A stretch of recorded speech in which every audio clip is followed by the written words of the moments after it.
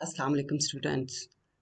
आइए अब आज के लेक्चर की तरफ चलते हैं। आज का लेक्चर नंबर 2। ये हमें पिछली दफ़ा भी हमने ये national income chapter last time start किया था। और इसमें मैंने आपको बताया था क्या क्या कंटेंट्स हैं। इन कंटेंट्स में से हम पहला पोर्शन जो है ये स्टडी कर चुके हैं। कौमी आमदनी का मफहूम, आपने कौमी आमदनी की डिफरेंट डेफिनेशंस उसमें पढ़ी, मुख्तलिफ इकोनॉमीज़ की डेफिनेशंस उसमें की गई। होपफुली आपको समझ आ गई होंगी। तो आज जो हम बेसिकली टॉपिक करेंगे that is concepts of national income, कौमी आमदनी के मुख्तलिफ तस्वुरात। तो basically come to the topic of today, various concepts of national income यानी कौमी आमदनी के मुख्तलिफ तस्वुरात। तो ये जो है basically they are gross national product जिसको हम खाम कौमी पैदावार कहते हैं, नेट नेशनल प्रोडक्ट जो कि खालिस कौमी पैदावार, फिर ग्रॉस डोमेस्टिक प्रोडक्ट जिसको खाम मुल्की पैदावार कहते हैं, नेशनल इनकम जो कि कौमी आमदनी है, फिर आ जाती है पर्सनल इनकम जिसको शख्सी आमदनी कहते हैं, डिस्पोजेबल पर्सनल इनकम काबिले तसरफ शख्सी आमदनी, फिर पर कैपिटा इनकम जिसको फीकस आमदनी कहते हैं। तो आज particularly we are going to study gross national product. Firstly हम इसे करते हैं, फिर एक आध कॉन्सेप्ट और भी कर लेंगे। तो ग्रॉस नेशनल प्रोडक्ट जो कि खाम कौमी पैदावार है, this is aggregate of all final goods and services produce during a year in a country is known as GNP. यानी एक साल में जितनी भी गुड्स और सर्विसेज प्रोड्यूस होती है कंट्री में वो उसकी जीएनपी कहलाती है। जीएनपी जो है ग्रॉस नेशनल प्रोडक्ट। हर दफा जब भी जीएनपी आएगा यू शुड अंडरस्टैंड कि it is gross national product, खाम कौमी पैदावार। पैदावार जो है इनकम का वर्ड भी उसके लिए इस्तेमाल होता है, पैदावार भी प्रोडक्ट भी, ये सारे ऑल्टरनेट के तौर पे एक दूसरे के लिए इस्तेमाल होते हैं। तो हम इसका मतलब है अशिया और खिदमात का मजमुआ जो किसी मुल्क के लोग एक साल के अरसे में पैदा करते हैं वो कौमी पैदावार कहलाता है। अब इसमें क्या क्या हुआ है, जो कॉन्सेप्ट यूज हुए हैं, अशिया, खिदमात। अब अशिया जिनको गुड्स कहते हैं, ये एग्रीकल्चरल गुड्स हो सकती हैं, ज़राई अशिया हो सकती हैं, इंडस्ट्रियल प्रोडक्ट्स यानी सनती पैदावार हो सकती है, मिनरल्स, मादनियात, फॉरेस्ट्री, जंगलात और लाइव स्टॉक वगैरह हो सकते हैं। जबकि खिदमात, खिदमात जो हैं वो लोग काम कर रहे होते हैं, दे आर प्रोड्यूसिंग समथिंग, लेकिन जो चीज़ वो प्रोड्यूस कर रहे होते हैं वो नज़र नहीं आती, इसलिए इनको गैर मरई तस्वर किया जाता है जो नज़र नहीं आती। इसमें जो इंडिविजुअल सर्विस देते हैं उनमें डॉक्टर्स, उसातिज़ा, वकला, जजेस और भी बहुत सारे लोग जो कि खिदमात अदा कर रहे होते हैं, इसके बदले में उनको पेमेंट मिलती है। तो इसलिए चूंकि वो इसके बदले में कुछ ना कुछ कमा रहे होते हैं, जब भी कुछ ना कुछ कमा रहे होते हैं तो वो कौमी आमदनी का हिस्सा वो चीज़ बन रही होती है जिसके बदले में उनको इनकम हासिल होती है। तो पहले हमने किया गुड्स, गुड्स के बाद सर्विसेज, सर्विसेज ऑफ इंडिविजुअल्स, अफराद की खिदमत। फिर कुछ लोग जो हैं अफराद की बजाय कुछ कंपनियां हैं जो सर्विसेज दे रही होती, कुछ इदारे हैं जो सर्विसेज दे रहे होते हैं, वो बहुत सारे लोग मिल के जब कंबाइन जो है सर्विसेज दे रहे होते हैं, उनमें बैंक्स, इंश्योरेंस कंपनीज जो कि बीमा कंपनियां, शिपिंग कंपनीज जो जहाजरां कंपनियां होती हैं, कम्युनिकेशन एंड ट्रांसपोर्टेशन सर्विसेज वगैरह, ज़राए मवासलात और खबर रसां इदारे वगैरह, ये सारे आ जाते हैं हमारे खिदमात पहुँचाने वाले इदारों में। तो अशिया और खिदमात को हमने एक्सप्लेन कर दिया।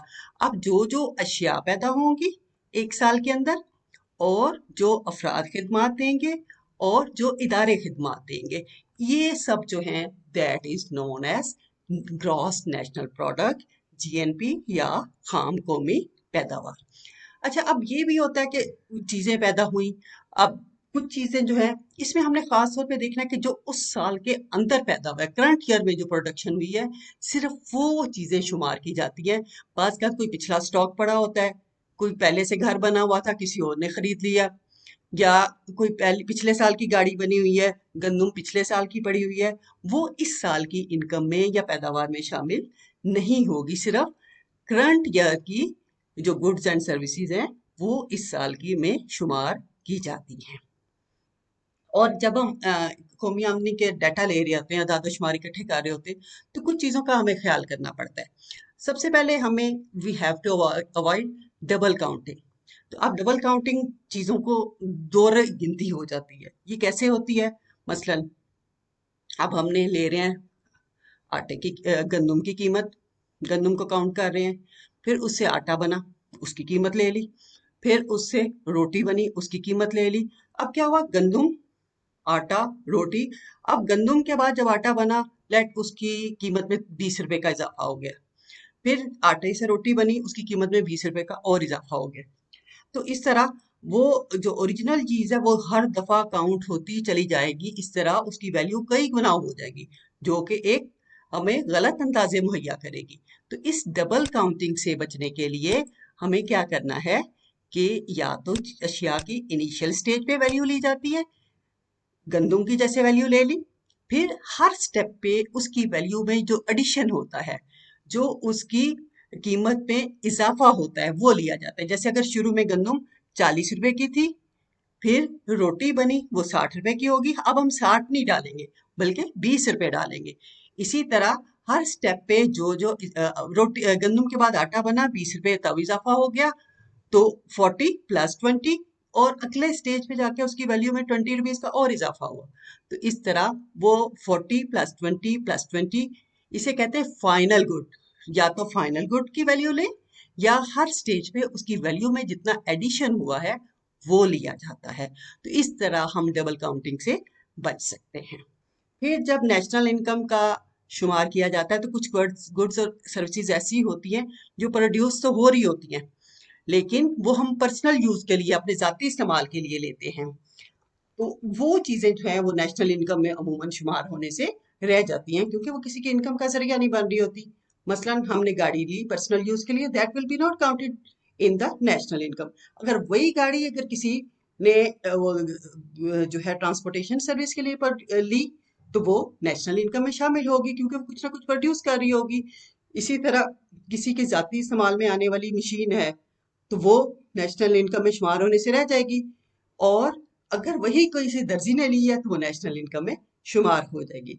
इसी तरह कुछ सर्विसेज जो जैसे कोई अपने गार्डन में सफाई कर रहा है, गार्डन को में फूल शूल लगा रहा है, गार्डनिंग कर रहा है, तो पर्सनल काम कर रहा है, वो जो है नेशनल इनकम में शामिल नहीं होगा। लेकिन अगर वही काम माली कर रहा हो, उसको उसके बदले में पेमेंट मिले, तो वो नेशनल इनकम में शामिल हो जाएगा। तो इस तरह जाती इस्तेमाल में आने वाली अशिया और जो जाती सर्विसेज, जो जैसे हम अपने बच्चे को पढ़ा रहे हैं, वो नेशनल इनकम में शामिल नहीं होगा। लेकिन जब हम किसी और के बच्चे को पढ़ाएं, उसके बदले में हमें फीस मिल रही हो, तो वो नेशनल इनकम में शामिल होगा। फिर जब नेशनल इनकम का काउंट किया जाता है, तो कुछ लोग अपने अदादोशुमार फिगर्स जो हैं वो नेशनल इनकम के, अपनी पर्सनल इनकम के सही शो नहीं करते। उनको होता है कि शायद कोई टैक्स लग जाएगा, तो वो भी हमारे नेशनल इनकम के जो एस्टिमेट्स हैं, जो अंदाजे हैं, वो गलत हो जाते हैं। इसी तरह जो पैसा आपकी ब्लैक मार्केटिंग या स्मगलिंग वगैरह से हासिल होता है, कोई होर्डिंग किसी ने की हुई है, जखीरा अंदोजी की हुई है, तो वो भी नेशनल इनकम में शामिल होने से रह जाता है, क्योंकि ये चोर बाजारी की इनकम नेशनल इनकम में शामिल होने से रह जाती है। लोग अदादोशुमार उसके नहीं बताते। इस तरह नेशनल इनकम का ऑलमोस्ट 10% जो है वो छुपा लिया जाता है, जो कि काउंट होने से रह जाता है। फिर आता है जी counting income receive from abroad. अब जो हमारे लोग बाहर काम कर रहे होते हैं, वो जो बैरून मुल्क में हमारे लोग काम कर रहे होते हैं, उनकी इनकम्स वो जो पाकिस्तान भेजेंगे, that is known as remittances, तरसीलात ज़र। तो वो पैसा जो पाकिस्तान में भेजते हैं, वो खाम कौमी पैदावार में शामिल किया जाता है। ठीक है? तो जो हमारे मुल्क में बाहर के लोग काम कर रहे हैं, वो पैसा अपने मुल्क में ले जाएंगे और वो उनकी आमदनियों में शुमार किया जाएगा। वो हमारे मुल्क की आमदनी में शुमार नहीं होगा। कि जो हमारे लोग बाहर काम कर रहे हैं, उनकी इनकम पाकिस्तान की इनकम में शामिल होगी, और जो बैरून मुल्क के लोग पाकिस्तान में फॉरेनर्स के काम कर रहे हैं, उनकी आमदनी जो है वो उनके मुल्क की आमदनी में शामिल होगी। फिर नेशनल इनकम, ये जो खाम कौमी पैदावार है, ग्रॉस नेशनल प्रोडक्ट, इसमें डेप्रिसिएशन अलाउंसेस इंक्लूड होते हैं, क्योंकि जो प्रोडक्शन होती है उसमें अभी हमने वो पैसा जो डेप्रिसिएशन के लिए रखा जाता है, वो अलग नहीं किया होता। अब डेप्रिसिएशन अलाउंस क्या होता है? जैसे आप कोई मशीनरी कारोबार में इस्तेमाल कर रहे हैं, तो वो हर साल वक्त के साथ साथ उस मशीन की वैल्यू कम होती चली जाती है और उसके अंदर तोड़ फोड़ आती है। कुछ अरसे बाद वो मशीन खत्म हो जाएगी और आपको नई मशीन परचेज करना पड़ेगी। जैसे आपने एक कंप्यूटर लिया है, वो कंप्यूटर जो है वो 3 साल तक चलेगा और आपने लिया है लेट 60,000 का लिया है। अब 3 साल बाद वो कंप्यूटर खत्म हो जाएगा, आपको 60,000 और चाहिए होंगे कंप्यूटर परचेज करने के लिए। जाहिर है आपने अपना काम जारी रखना है, अगर आप नहीं पैसे रखेंगे तो आपका काम खत्म हो जाएगा। तो इस तरह हर साल आपको वो 60,000 जमा करने के लिए कितने पैसे रखने पड़ेंगे? 20,000। तो वो 20,000 हर साल जो रखा जाता है, that is known as depreciation allowance. फरसूदगी के अखराजात, इसको शिकस्त रेख के अखराजात भी कहा जाता है और ये ग्रॉस नेशनल प्रोडक्ट के अंदर शामिल होते हैं। ये ग्रॉस नेशनल प्रोडक्ट में से बाद में निकाले जाते हैं। तो शुरू में अभी जब डेप्रिसिएशन अलाउंस आपने नहीं रखा होता, तो वो जो इनकम होती है that is gross national product. फिर ये जो नेशनल इनकम को कैलकुलेट किया जाता है, वो मार्केट प्राइसेस पे किया जाता है। मसलन चीज की जो कीमत है वो, उसके अंदर सेल्स टैक्स भी इस तरह शामिल होता है, क्योंकि चीजों की कीमतें आप देखते हैं, जो भी चीज मार्केट में खरीदते हैं तो उसके साथ टैक्स जो है सेल्स टैक्स अमूमन पे करना होता है। और वो सेल्स टैक्स जब हम चीजों की वैल्यू को कैलकुलेट करते हैं, मसलन एक चीज जो है वो 10 रुपए की है, उस पर 3 रुपए सेल्स टैक्स लगा हुआ है, तो वो 13 की शो हो रही होगी। या 10 की अगर आप खरीद रहे हैं, उस पे 3 रुपए सेल्स टैक्स था, तो एक्चुअली वो 7 रुपए की चीज पैदा हुई थी और आप उसके लिए उसकी कीमत 10 रुपए गिन रहे हैं। तो इस तरह हर चीज का टैक्स भी साथ शामिल होता चला जाता है। ये इनडायरेक्ट टैक्सेस होते हैं, जो सेल्स टैक्स वगैरह, जो आपको पता नहीं चलता, आप पे कर रहे होते हैं। तो इस तरह चीजों की अगर मार्केट प्राइसेस पे हम कैलकुलेट तो करते हैं, लेकिन हर दफा हर चीज पे टैक्स ऐड होता चला जाता है। आपने शैम्पू खरीदा, वो 17 रुपीज उस पे टैक्स था। आपने टूथपेस्ट खरीदी, उस पे 10 रुपीज टैक्स था। तो वो शैम्पू जो था वो 100 की बजाय 117 रुपए का था। इसी तरह आपने टूथपेस्ट खरीदी, वो 50 की बजाय दैट वॉज शोन 63 लैख। तो वो 13 रुपीज प्लस 17 रुपीज वो एक्स्ट्रा शो होंगे। इसलिए ये मार्केट प्राइसेस पर जब कैलकुलेट किया जाता है इसको, तो इसके अंदर टैक्सेस जो हैं वो शामिल हो जाते हैं, वो बाद में हमें अलग करने होते हैं। ठीक हो गया? तो इस तरह जो नेशनल इनकम की काउंटिंग की जाती है, नेशनल इनकम को कैलकुलेट किया जाता है, उसके लिए हमें जो चीज़ें हमारे सामने आती हैं, उसमें डबल काउंटिंग का खदशा होता है, उसको अवॉइड करना चाहिए। फिर कुछ चीज़ें जो ज़ाती इस्तेमाल वाली होती हैं या ज़ाती सर्विसेज होती हैं, वो शामिल होने से रह जाती है। इसमें भी अशिया और सर्विसेज दोनों आ जाती हैं। जैसे कोई माँ अपने बच्चे को पढ़ा रही है, वो उसकी ज़ाती काम आ जाता है, तो वो चीज़ें शामिल होने से रह जाती हैं। इसी तरह कुछ लोग अपनी इनकम के सही फिगर्स नहीं शो करते, या स्मगलिंग होर्डिंग वगैरह का ये भी रह जाता है। और फिर अब्रॉड से आने वाली इनकम्स जो बाहर के मुल्क में हमारे लोग काम कर रहे होते हैं, वो भी शामिल होनी चाहिए। और जो बाहर के लोग इधर काम कर रहे हैं, वो उस कंट्री की इनकम में शामिल होगी। और डेप्रिसिएशन अलाउंस भी नेशनल इनकम में शामिल होता है। और फिर डेप्रिसिएशन के अंदाजे जो हैं वो मार्केट प्राइस पर लगाए जाते हैं, इसके अंदर टैक्सेस भी शामिल होते हैं। फिर अगर हम जीएनपी को, GNP stands for gross national product, हम कौमी पैदावार, इसको अगर हम टोटल एक्सपेंडिचर के मेथड से कैलकुलेट करें, यानी कुल अखराजात के तरीके से कैलकुलेट करें, तो अब इसके अंदर कौन कौन से पोर्शन शामिल होते हैं? प्राइवेट कंजम्पशन, जो निजी सर्फ, जो आम लोग अपनी जरूरियात जिंदगी पे खर्च करते हैं।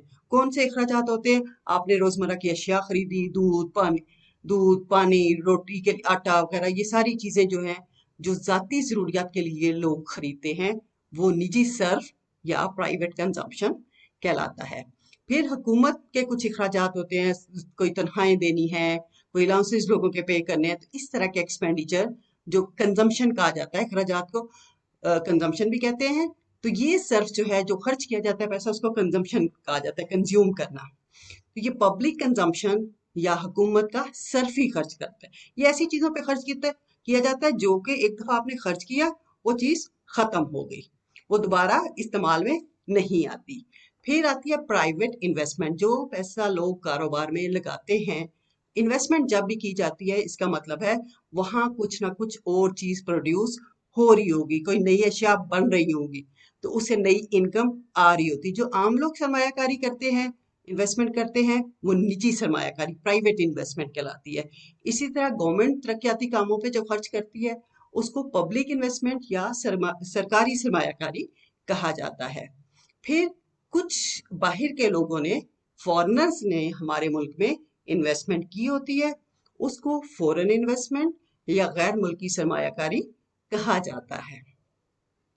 तो इसमें कौन कौन सी कंजम्पशन आ रही है? प्राइवेट कंजम्पशन, निजी सर, हुकूमत का सरफी खर्च, पब्लिक कंजम्पशन, प्राइवेट इन्वेस्टमेंट, निजी सरमायाकारी, इसी तरह पब्लिक इन्वेस्टमेंट, सरकारी सरमायाकारी, फॉरेन इन्वेस्टमेंट, गैर मुल्की सरमायाकारी। फिर एक और फैक्टर आता है, चूंकि इनकम फ्रॉम अब्रॉड भी हमने शामिल करनी है। अब हम जब अब्रॉड के साथ, दूसरे मुल्कों के साथ लेन देन कर रहे होते हैं, हम जो चीजें बाहर भेजते हैं, दे आर नॉन एक्सपोर्ट्स, बरामदात।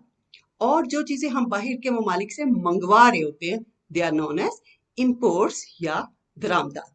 अब बरामदात के बदले में हमारी इनकम में इजाफा होता है, जबकि दरामदात हमारी इनकम को कम करती, क्योंकि हम दूसरे मुल्कों को पे कर रहे होते हैं। तो एक्सपोर्ट्स और इम्पोर्ट्स का डिफरेंस जो है, वो भी नेशनल इनकम में शामिल किया जाता है। इनकम फ्रॉम फॉरेन सोर्स ये भी होती है। तो इस तरह अगर एक्सपोर्ट्स ज्यादा होंगी, बरामदात ज्यादा होंगी, तो ये हमारी जीएनपी को बढ़ा देगा, हमारी मुल्क की पैदावार को बढ़ा देगा। इसी तरह अगर इम्पोर्ट्स ज्यादा होंगी, दरामदात ज्यादा होंगी, तो इसका मतलब हमारी पेमेंट ज्यादा, हम दूसरे मुल्कों को ज्यादा पैसा दे रहे हैं, अदायगियां ज्यादा कर रहे हैं, तो वो हमारी जीएनपी को, नेशनल इनकम को कम कर देगा। तो इस तरह जीएनपी हमारी बनती है सी, कंजम्पशन, यानी सर्फ। अब ये सर्फ जो है वो आ जाता है आम लोगों का सर्फ। फिर इन्वेस्टमेंट, जो आम लोगों की इन्वेस्टमेंट है, निजी सरमायाकारी। जो गवर्नमेंट की इन्वेस्टमेंट और एक्सपेंडिचर सारे हर किस्म के हैं, चाहे वो निजी गवर्नमेंट का जो है वो ये वाला जो है सरफी खर्च है या सरमायाकारी है, वो गवर्नमेंट एक्सपेंडिचर जी से शो किया जाता है। आम लोगों का सर्फ सी से, आम लोगों की इन्वेस्टमेंट आई से, और गवर्नमेंट एक्सपेंडिचर या सरकारी खर्च जो है वो जी से शो किया जाता है, और प्लस एक्स माइनस एम, इसको ब्रैकेट में इसलिए लिया हुआ है कि ये डिफरेंस हमने शो करना होता है। अगर एक्सपोर्ट ज्यादा हुई तो ये पॉजिटिव एंट्री होगी, अगर इंपोर्ट ज्यादा हुई तो ये नेगेटिव एंट्री होगी। इस तरह जीएनपी जो है, that is C plus I plus G plus X minus M. अब ये आ गया सी, ये जी के अंदर चला जाएगा, ये आए, और ये सरकारी सरमायाकारी ये भी जी के अंदर चला जाएगा, और ये आपका आ जाता है फॉरेन इन्वेस्टमेंट, और ये आपका एक्स माइनस एम। कौमी आमदनी बराबर है सर्फ सरमायाकारी, सर्फ कंजम्पशन, सरमायाकारी आय, और हुकूमती खर्च और सरमायाकारी जी आ जाता है, और ये एक्स माइनस एम इम्पोर्ट्स और एक्सपोर्ट्स का डिफरेंस आ जाता है। तो ये हमारा पूरा का पूरा हमने जीएनपी को, ग्रॉस नेशनल प्रोडक्ट को कवर कर लिया। इसके अंदर हमने सबसे पहले इसको डिफाइन किया है कि एक मुल्क के लोग जो साल के अंदर पैदा करते हैं। फिर हमने कहा कि गुड्स होती हैं, सर्विसेज ऑफ इंडिविजुअल्स होती हैं, फिर सर्विसेज ऑफ आपकी कंपनीज या इंस्टीट्यूशंस होते हैं, इदारे होते हैं जो खिदमत पहुंचाते हैं। फिर हमने कहा कि सिर्फ करंट ईयर की प्रोडक्शन है, जो इस रवां साल की आमदनी है, सिर्फ वही शामिल करनी है। जो मुनाफा इस साल कमाया है, सिर्फ वही शामिल करना है, पिछले सालों की आमदनियां शामिल नहीं करनी। फिर हमने इसके अंदर जो कुछ चीजें हम फेस करते हैं, वो हमने कहा कि दोहरी गिनती से भी बचना है, डबल काउंटिंग से। फिर कुछ चीजें जाती इस्तेमाल वाली जो हैं वो, और जाती खिदमात जो हैं वो रह जाती हैं इसमें। फिर कुछ जो आपकी गलत तरीके से पैसा कमाया जाता है, वो भी इसमें शामिल होने से रह जाता है। फॉरेन इनकम जो है वो इंक्लूड की जाती है, डेप्रिसिएशन अलाउंस भी इसमें इंक्लूड होते हैं, और इसको करंट प्राइसेस पे कैलकुलेट, करंट प्राइसेस या मार्केट प्राइसेस पे कैलकुलेट किया जाता है। अगर मार्केट में प्राइसेस बढ़ जाए तो इसकी वैल्यू बढ़ जाएगी, अगर प्राइसेस गिर जाए तो इसकी वैल्यू गिर जाएगी।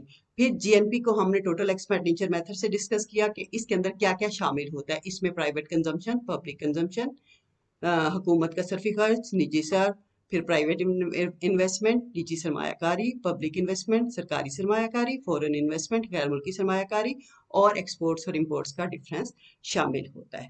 ये हमारा पूरा टॉपिक कवर हो गया ग्रॉस नेशनल प्रोडक्ट या खाम कौमी पैदावार का। इसको मुरक्कब कौमी पैदावार भी कहा जाता है। Now come to the next topic जो कि हमारा है नेट नेशनल प्रोडक्ट, जो दूसरा कॉन्सेप्ट है हमारा नेशनल इनकम का, that is net national product. Net से क्या समझते हैं आप लोग? नेट का वर्ड जहां आता है, ग्रॉस का मतलब है तमाम चीजें उसके अंदर शामिल होती हैं, तो नेट का मतलब है कोई ऐसी चीज, कुछ चीजें हमने उसमें से निकाल दी हुई हैं। इसको सफी का वर्ड भी यूज किया जाता है, खालिज का वर्ड भी इसके लिए यूज किया जाता है। जब हम अपनी खाम कौमी पैदावार में से या ग्रॉस नेशनल प्रोडक्ट में से डेप्रिसिएशन अलाउंस, जो हमने तोड़ फोड़ के अखराजात या शिकस्त रेख के अखराजात या फरसूदगी अलाउंस जिसको कहते हैं, that is subtracted from the gross national product, तो we get the NNP, net national product. अगर खाम कौमी पैदावार में से फरसूदगी के अखराजात मनफी कर दिए जाएं तो वो खालिस कौमी पैदावार रह जाती है। अगर ये इंक्लूड हो, अगर ये डेप्रिसिएशन अलाउंस इनकम के अंदर इंक्लूड हो तो वो ग्रॉस नेशनल प्रोडक्ट होगी। लेकिन जो ही हम ये डेप्रिसिएशन अलाउंस को अलग करते हैं, अगर एक मुल्क में 100 बिलियन की चीजें पैदा हुई हैं, 100 बिलियन हमारी GNP है, और उसमें से 10% जो है हमने रखा है एज ए डेप्रिसिएशन अलाउंस, तो वो 10% जब माइनस होगा तो that will be known as खाम कौमी पैदावार। ये फरसूदगी के अखराजात होते हैं, जो मैं आपको पहले भी बता चुकी हूँ कि कोई मशीनरी जब आप कारोबार में इस्तेमाल कर रहे होते, किसी किस्म के जो फर्दर प्रोडक्शन के लिए इस्तेमाल की जाती है, इसमें टूल्स भी शामिल होते हैं, एक प्लम्बर के टूल्स, एक मिस्त्री के टूल्स, बड़ी बड़ी मशीनें, कंप्यूटर्स, ये तमाम चीज़ें जो हमारे प्रोडक्शन में इजाफा कर रही होती हैं, इनको हम ये हमारी कैपिटल गुड्स होती हैं। और ये कैपिटल गुड्स अशियाए सरमाया को जब हम इस्तेमाल कर रहे होते हैं तो इनके अंदर तोड़ फोड़ भी होती है, और कुछ अरसे बाद ये इस हालत तक पहुंच जाती हैं कि हम वो काबिल इस्तेमाल नहीं रहती। उस वक्त हमें फिर वो शय, वो गुड है, वो कैपिटल गुड हमें नई हालत में चाहिए होती है। तो वो उस वक्त हम हाथ पे हाथ रख के नहीं बैठ सकते कि पैसे कहाँ से आएंगे, कि हमने कहीं और से अरेंज करने। हमने पहले से हर साल कुछ ना कुछ पैसे इस मद में रखते जाएंगे, और ताकि वो वक्त जब उस चीज को, वो मशीनरी आपकी खत्म हो, तो आप उसके साथ नई मशीन खरीद सके। जैसे मैंने पीछे कंप्यूटर की एग्जांपल दी थी, एक कंप्यूटर आपके पास है, वो 3 साल चलना है और 3 साल बाद वो 60,000 का आएगा, तो उसके लिए 3 साल के अंदर आपको हर साल 20-20 हजार रखने होंगे। तो वो 20 हजार जो है वो डेप्रिसिएशन अलाउंस या फरसूदगी अलाउंस कहलाता है। अब NNP, नेट नेशनल प्रोडक्ट जो है वो कैसे हासिल की जाती है? आपकी ग्रॉस नेशनल प्रोडक्ट में से डेप्रिसिएशन अलाउंस को जब मनफी कर दिया जाता है, उसमें से डिडक्ट कर दिया जाता है, we get net national product. खालिस कौमी पैदावार या नेट नेशनल प्रोडक्ट, कि हम ग्रॉस नेशनल प्रोडक्ट में से खाम कौमी पैदावार में से फरसूदगी के अखराजात जो हैं, जो कि डेप्रिसिएशन अलाउंस है, उसको अगर सब्ट्रैक्ट कर दें तो हम जो हासिल करते हैं वो हमारी नेट नेशनल प्रोडक्ट कहलाता है। तो आज हमने दो कंसेप्ट इसमें से डिस्कस किए हैं, ग्रॉस नेशनल प्रोडक्ट और नेट नेशनल प्रोडक्ट। तो ये दोनों कंसेप्ट आपको उम्मीद है कि अच्छे से समझ आ गए होंगे। ग्रॉस नेशनल प्रोडक्ट में हमने कहा कि इसके अंदर जो एक साल के अंदर अशिया खदमात पैदा होती हैं वो होती हैं। अशिया की फिर हमने कैटेगराइज किया। उसके बाद हमने सर्विसेज को, दो तरह की सर्विसेज, इंडिविजुअल्स की भी और इदारों की, दोनों को शामिल किया। हमने कहा कि उसी साल की सिर्फ जो प्रोडक्शन हैं वही शामिल करनी है। फिर इसी तरह हमने जो इसमें एहतियातें कुछ करनी है, कुछ बातें जो हैं वो ख्याल रखना है कि इसमें डबल काउंटिंग हो सकती है, इसमें जो पर्सनल यूज वाली चीजें हैं वो शामिल होने से रह जाती हैं। फिर कुछ ब्लैक मार्केटिंग की वजह से, कुछ लोगों के डाटा गलत देने की वजह से कुछ चीजें काउंट होने से रह जाती हैं नेशनल इनकम में। फिर हमने कहा फॉरेन इनकम शामिल होती है।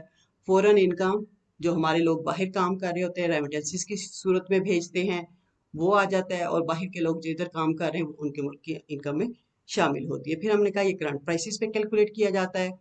तो फिर हमने एक्सपेंडिचर मेथड से जीएनपी को किया, private consumption, public consumption, private investment, जो है फिर पब्लिक इन्वेस्टमेंट की बात की, फिर फॉरेन इन्वेस्टमेंट की बात की, फिर हमने एक्सपोर्ट्स और इम्पोर्ट्स की बात की। तो उम्मीद है कि दोनों कॉन्सेप्ट्स आपको अच्छी तरह समझ आ जाएंगे, और मैं उम्मीद करती हूँ कि आप इसको अच्छी तरह बार बार पढ़ेंगे भी। मैंने आपका ये सारा जो है बुक के पेजेस भी साथ अटैच कर दूंगी, ताकि आप लोग अच्छी तरह से इसको तैयार कर लें। तो इंशाल्लाह अल्लाह ताला आपको हामी और नासिर हो। उम्मीद करती हूँ कि बहुत अच्छे तरीके से आप पढ़ेंगे।